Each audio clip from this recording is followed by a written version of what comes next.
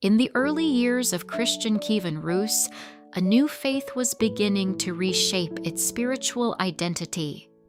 Only a few years after the baptism of the Rus under Vladimir the Great, a tragic event unfolded, one that would forever define the spiritual memory of this new Christian land. It was the story of two brothers, Boris and Gleb. Princes by birth and heirs to power, they are remembered not for conquest or rule, but for humility, forgiveness, and a faith that chose peace over violence.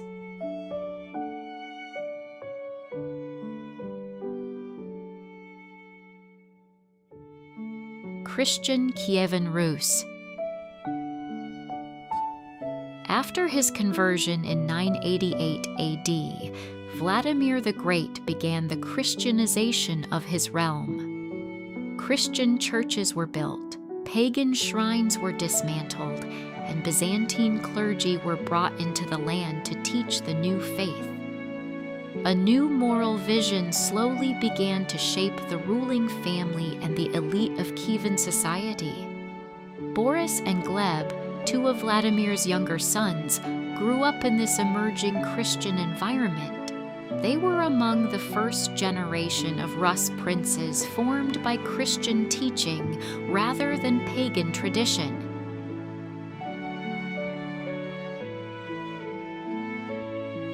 Boris, the Prince of Rostov. Boris, whose baptismal name is often given in tradition as Roman, was a capable and respected young prince. He was entrusted with the rule of Rostov, an important region of the expanding Kievan state. Historical accounts describe him as intelligent and disciplined, deeply religious, respected by both soldiers and the local population.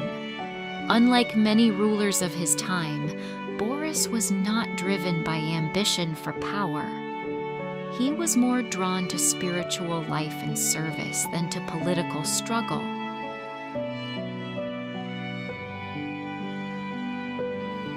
Gleb, the Prince of Murom.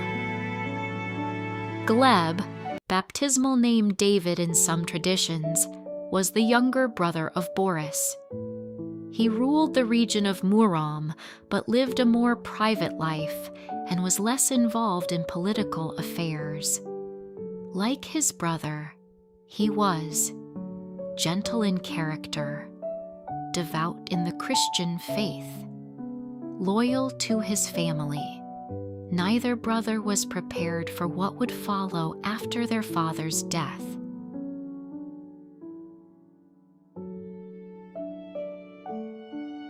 The death of Vladimir and the struggle for power. When Vladimir the Great died in 1015, the unity of Kievan Rus began to fracture. Almost immediately, rival sons moved to claim the throne, each backed by their own factions and ambitions. Among them was Sviatopolk, remembered in later tradition as Sviatopolk the Accursed, a prince determined to seize power at any cost. After taking Kiev, he acted swiftly, eliminating potential rivals in a bid to secure his rule. In the political world of early medieval Rus, such brutality was not unusual. New rulers often struck first to prevent future challenges. But what followed would become one of the most tragic and spiritually defining chapters in the history of Kievan Rus.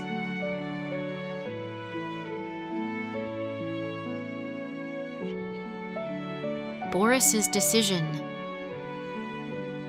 Boris was with his army when word came that his father had died. His soldiers urged him to march on Kiev and claim the throne. He had the loyalty, the strength, and every claim to power. Yet according to the early chronicles, Boris refused to raise his hand against his brother. Instead of marching to war, he withdrew into prayer, choosing peace over ambition and refusing to spill the blood of his own kin. His decision stunned those around him. At the very moment when he could have taken the crown, he chose faith over force. That choice would cost him his life, and it would shape how history remembers him.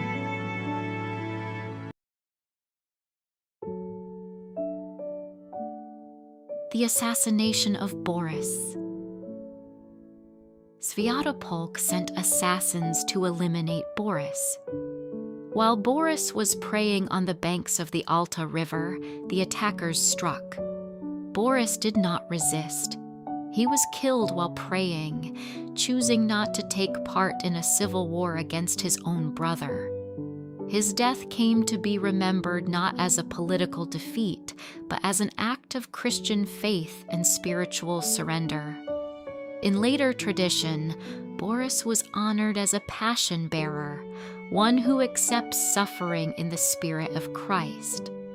His final moments became a symbol of forgiveness over revenge, faith over political ambition, peace over violence.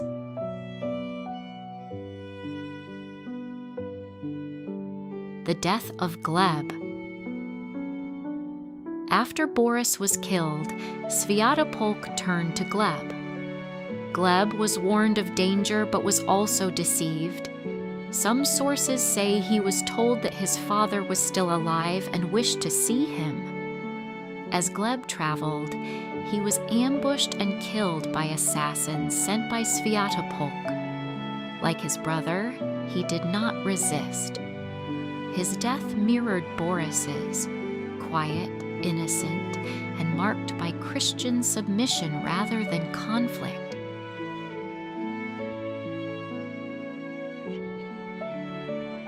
The meaning of their deaths. The deaths of Boris and Gleb were shocking even in a violent age, yet something unexpected happened afterward.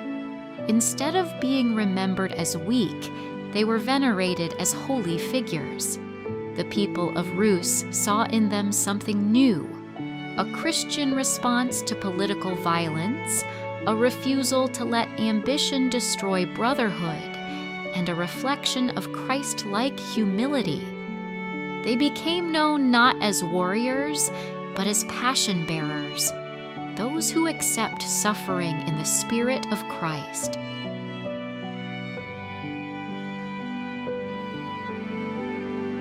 Canonization and veneration. Boris and Gleb became the first widely venerated saints of Kievan Rus. Their cult developed very early in the 11th century and spread rapidly throughout the Christian East. Although they were not canonized through a formal process as understood today, they were recognized by both the Church and the faithful as saints because of their holiness, humility, and witness to the Christian faith.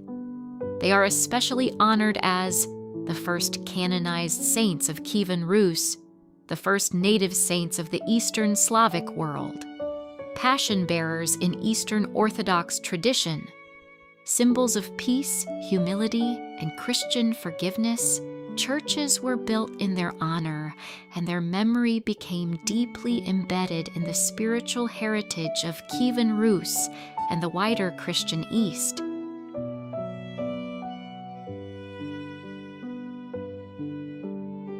Legacy. The significance of Boris and Gleb lies not in political power, but in spiritual witness. In a time marked by dynastic violence, they chose not to respond with war. Instead, their lives became a powerful symbol in Eastern Christian thought, rejecting fratricide, refusing violent power struggles, and embracing Christ-like humility.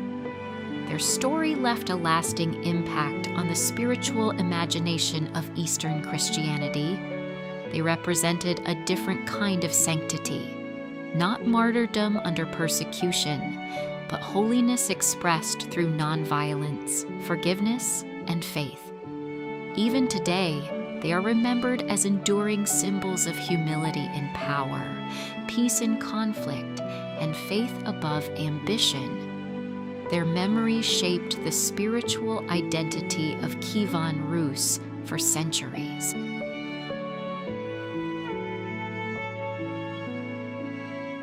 Boris and Gleb lived in a time when power was often won by force and survival depended on strength. Yet they chose a different path. In their silence, their refusal to fight, and their acceptance of suffering, they left behind a spiritual legacy that shaped the identity of Kievan Rus. They are remembered not as rulers of an empire, but as saints of the heart. Boris and Gleb, the first saints of Kievan Rus, and enduring witnesses to peace in a world of conflict.